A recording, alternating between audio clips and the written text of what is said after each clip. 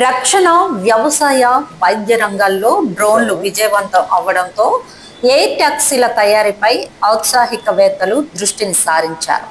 Helicopter, విమానం అంత technology అవసరం లేకుండానే సులభంగా ఆకాశంలో ప్రయాణించే ఎయిర్ టాక్సీలు ప్రయోగ దశను దాటి ఉత్పత్తి స్థాయికి చేరుకున్నాయి. ఇప్పటికే అనేక రకాల ప్రయోగాల ద్వారా సఫలీకృతం చెందాం.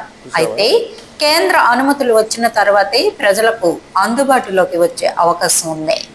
ఏపీ ముఖ్యమంత్రి చంద్రబాబు నాయుడు టెక్నాలజీ వినియోగించుకోవడంలో చాలా ముందంజలో ఉంటారని ఆంధ్ర ఎయిర్ బస్ సృష్టికర్త అభిరామ్ చావా తెలిపారు.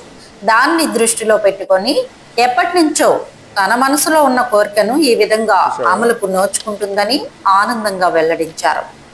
చిన్నతనంలో హనుమంతుడు ఉన్న చోటు నుంచి ఆకాశాన్ని లంఘించి లంకకు చేరుకున్నాడనే కథను విని ఆశ్చర్యపోయానన్నారు.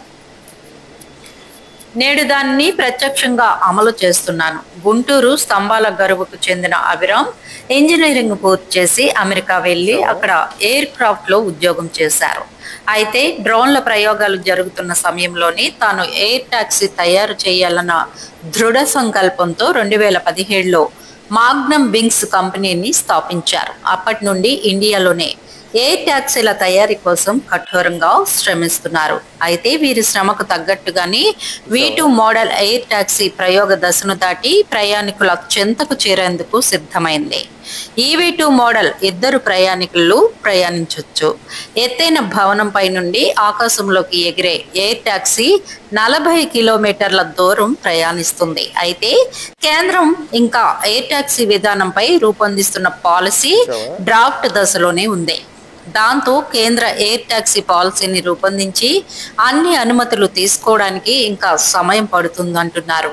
2 ప్యాసింజర్ వెహికల్ తర్వాత 3, అదేవిధంగా పైలట్ తో సహా 8 మంది ప్రయాణించే మరో 2 వెహికల్స్ ను తయారు చేస్తున్నారు. ఇప్పటికే స్కేల్ డౌన్ మోడల్స్ తయారు చేసుకొని అవి ఆకాశంలో ఎగిరిన తర్వాత వాటిని తయారు చేస్తున్నారు. రాష్ట్ర ప్రభుత్వం దృష్టికి తీసుకువెళ్లి వీటిని సమర్థంగా ఉపయోగించుకునేలా ప్రయత్నాలు చేస్తున్నట్లు అభిరామ్ చెప్పారు.